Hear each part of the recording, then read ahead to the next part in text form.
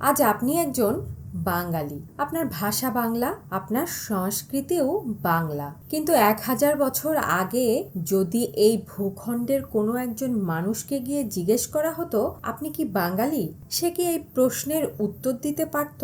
হয়তো পারত না, কারণ তখনও আজকের মতো বাঙালি পরিচয়টি তৈরি হয়নি। আর এখানেই শুরু হচ্ছে সবচেয়ে বড় প্রশ্ন, তাহলে বাঙালি পরিচয়টা এলো কোথা থেকে? আমরা কি কোনো একটি প্রাচীন জাতির সরাসরি বংশধর, নাকি এই বিশাল নদী বিধৌত ভূখণ্ডে হাজার বছর ধরে বসবাস করা অসংখ্য মানুষের মিশ্রণেই ধীরে ধীরে তৈরি হয়েছে আজকের বাঙালি? আর যদি সত্যি তাই হয়, তাহলে সেই গল্পের শুরু কোথায়? চলুন ফিরে যাই আজ থেকে 2000 বছরেরও বেশি আগে। তখনও বাংলা ছিল না। আজ মানচিত্রে বাংলাদেশ ও পশ্চিমবঙ্গকে দেখলে মনে হয় এটাই বুঝি সেই প্রাচীন বাংলা, কিন্তু ইতিহাসের মানচিত্র খুললেই দেখা যায় সম্পূর্ণ ভিন্ন ছবি। এই ভূখণ্ড একসময় একক কোনো অঞ্চল ছিল না, ছিল পুন্ড্র, বঙ্গ, রাঢ়, গৌড় এবং সমতট। অর্থাৎ আজকের বাংলার ভূখণ্ডে একসময় ছিল একাধিক ঐতিহাসিক অঞ্চল ও জনপদ। তাদের রাজনৈতিক পরিচয় ছিল আলাদা, কখনো তারা আলাদা শাসনের অধীনে ছিল, আবার কখনো বৃহত্তর রাজনৈতিক শক্তির অংশ হয়েছে। স্বভাবতই এখানে একটা প্রশ্ন আসে, এই মানুষগুলো কি সবাই একই জনগোষ্ঠীর ছিল?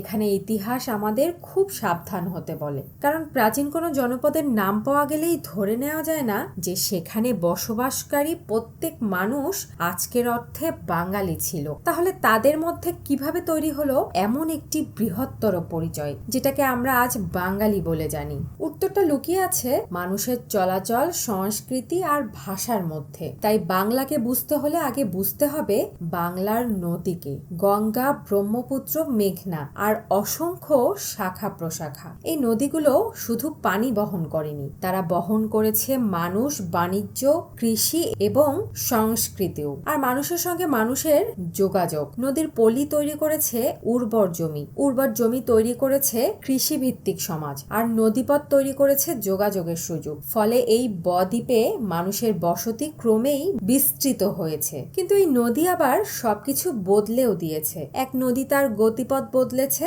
একটি বসতি হারিয়ে গেছে, অন্য জায়গায় নতুন বসতি গড়ে উঠেছে। অর্থাৎ বাংলার ইতিহাস কোনো স্থির ভূখণ্ডের ইতিহাস নয়, এটি পরিবর্তনশীল ভূখণ্ডের একটি ইতিহাস।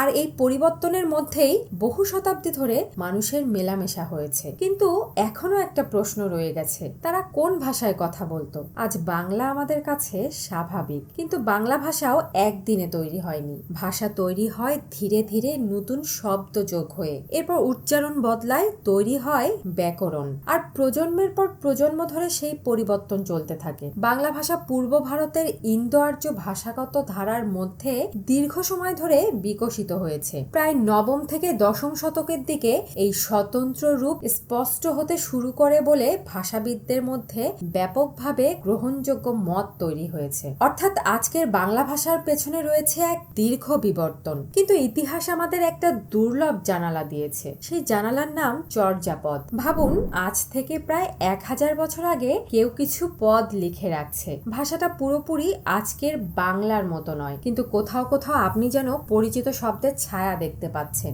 এই প্রাচীন পদগুলোকেই আমরা আজ চর্যাপদ নামে জানি। চর্যাপদের রচনাকাল সাধারণভাবে নবম থেকে 1100 শতকের মধ্যে ধরা হয়। এগুলো বৌদ্ধ সিদ্ধাচার্যদের রচনা। কিন্তু চর্যাপদ নিয়ে একটি গুরুত্বপূর্ণ সতর্কতা আছে, এটাকে সরাসরি আধুনিক বাংলা বলা ঠিক হবে না, কারণ এর ভাষার সঙ্গে পূর্বাঞ্চলের অন্যান্য আধুনিক ভাষারও ঐতিহাসিক সম্পর্ক রয়েছে। তবুও চর্যাপদ আমাদের একটা অসাধারণ তথ্য দেয়। বাংলা ভাষার পূর্বসূরীরা তখন ইতিমধ্যেই এই অঞ্চলে বিকশিত হচ্ছিল। অর্থাৎ বাঙালির গল্প শুধু রাজা বাদশার গল্প নয়, এটা ভাষারও গল্প। কিন্তু ভাষা কি একা একটি জাতি তৈরি করতে পারে? সম্ভবত না। তাহলে আর কি লাগলো? বাংলার ইতিহাসে একের পর এক রাজনৈতিক শক্তির উত্থান ঘটেছে। পাল, সেন, এরপর মুসলিম শাসনের বিভিন্ন পর্যায়। প্রতিটি সময় বাংলার সমাজে নতুন রাজনৈতিক ও সাংস্কৃতিক প্রভাব যুক্ত হয়েছে। পাল যুগে বৌদ্ধ ধর্ম এবং শিক্ষা গুরুত্বপূর্ণ অবস্থান তৈরি করে। পরবর্তী সেন যুগে ব্রাহ্মণ সংস্কৃতির প্রভাব বৃদ্ধি পায়। এরপর মুসলিম শাসনের সময় নতুন প্রশাসনিক কাঠামো, ভাষা ও সাংস্কৃতিক যোগাযোগ বাংলা সমাজে যুক্ত হয়। এখানে একটি বিষয় মনে রাখা জরুরি, বাঙালি সংস্কৃতি কোনো এক রাজবংশের তৈরি নয়, কোনো এক ধর্মেরও নয়, বরং শত শত বছরের মিথস্ক্রিয়া এর ভিত তৈরি করেছে। আর সেই মিথস্ক্রিয়ার সবচেয়ে বড় প্রমাণ পাওয়া যায় বাংলা ভাষার মধ্যেই। কারণ বাংলায় সংস্কৃত উৎসের শব্দ আছে, আরবি ফার্সি উৎসের অসংখ্য শব্দ। পরবর্তীকালে এসেছে পর্তুগিজ ও ইংরেজি সহ বিভিন্ন ভাষার প্রভাবও। অর্থাৎ ভাষাটাই যেন বাংলার ইতিহাসের একটি জীবন্ত আর্কাইভ। কিন্তু তখনও কি মানুষ নিজেদের বাঙালি বলে ভাবত? এবার আসছে গল্পের সবচেয়ে গুরুত্বপূর্ণ মোড়। কখন বাংলা একটি বড় পরিচয় হয়ে উঠল? প্রাচীনকালে আমরা পেয়েছি বঙ্গ, গৌড়, পুন্ড্র, সমতট, রাঢ়। কিন্তু মধ্যযুগে এসে ধীরে ধীরে বাঙ্গালা নামটি একটি বৃহত্তর আঞ্চলিক পরিচয় হিসেবে গুরুত্বপূর্ণ হয়ে ওঠে। বিশেষ করে 1400 শতকে ইলিয়াস শাহের শাসনামলে বাঙ্গালা নামটি বিস্তৃত রাজনৈতিক ভৌগোলিক অর্থে ব্যবহারের প্রমাণ পাওয়া যায়। এটি ছিল বড় একটি পরিবর্তন, কারণ আলাদা আলাদা অঞ্চলের মানুষকে একটি বৃহত্তর ভূখণ্ডের পরিচয়ের মধ্যে দেখা শুরু হলো। কিন্তু এখানেও একটা পার্থক্য আছে। একটি ভূখণ্ডের নাম তৈরি হওয়া আর আধুনিক জাতিসত্তা তৈরি হওয়া এক জিনিস নয়। আধুনিক জাতীয় পরিচয় আরো অনেক পরে নতুন রাজনৈতিক ও সামাজিক বাস্তবতার মধ্য দিয়ে শক্তিশালী হয়েছে। অর্থাৎ বাঙালি পরিচয়ের জন্ম কোনো একটি নির্দিষ্ট বছরে হয়নি, এটি ছিল দীর্ঘ একটি প্রক্রিয়া। তাহলে কি বাঙালি আসলে মিশ্র জাতি? এখানে সবচেয়ে আকর্ষণীয় প্রশ্নটি আসে, বাঙালির পূর্বপুরুষ কারা? একটি মাত্র জনগোষ্ঠীর নাম বলা কি সম্ভব? ইতিহাসের উত্তর এত সহজ নয়, কারণ বঙ্গীয় অঞ্চলে দীর্ঘ সময় ধরে বিভিন্ন জনগোষ্ঠীর বসবাস, স্থানান্তর ও পারস্পরিক মিশ্রণ ঘটেছে। আধুনিক জেনেটিক গবেষণাতেও দক্ষিণ এশীয় জনগোষ্ঠীগুলোর দীর্ঘমেয়াদী অ্যানসেস্ট্রি এবং বিভিন্ন সময়ের পপুলেশন মিক্সচারের প্রমাণ পাওয়া যায়। কিন্তু এখানেও সাবধান হতে হবে, ডিএনএ কোনো একজন বাঙালির পূর্বপুরুষের নাম বলে দেয় না, বরং এটি আমাদের দেখায় জনগোষ্ঠীগুলো হাজার হাজার বছর ধরে একে অপরের সঙ্গে যোগাযোগ করেছে, স্থানান্তরিত হয়েছে এবং মিশেছে। অর্থাৎ বাঙালির ইতিহাস হয়তো কোনো সরল রেখা নয়, এটি অনেকগুলো নদীর মতো, যেগুলো আলাদা জায়গা থেকে এসেছে, তারপর এক জায়গায় মিলেছে। তাহলে আমরা আসলে কারা? এবার শুরুতে ফিরে যাই। প্রশ্নটা ছিল বাঙালি জাতি কোথা থেকে এলো?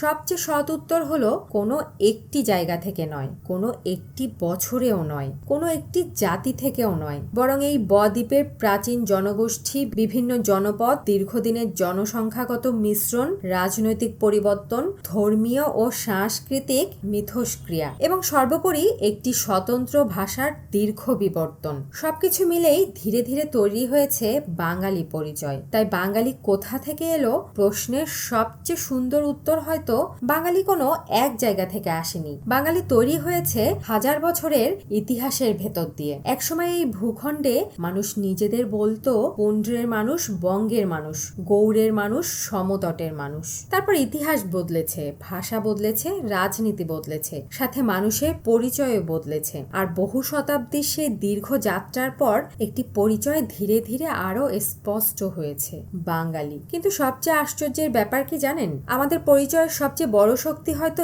এই যে আমাদের গল্পের কোনো একক শুরু নেই।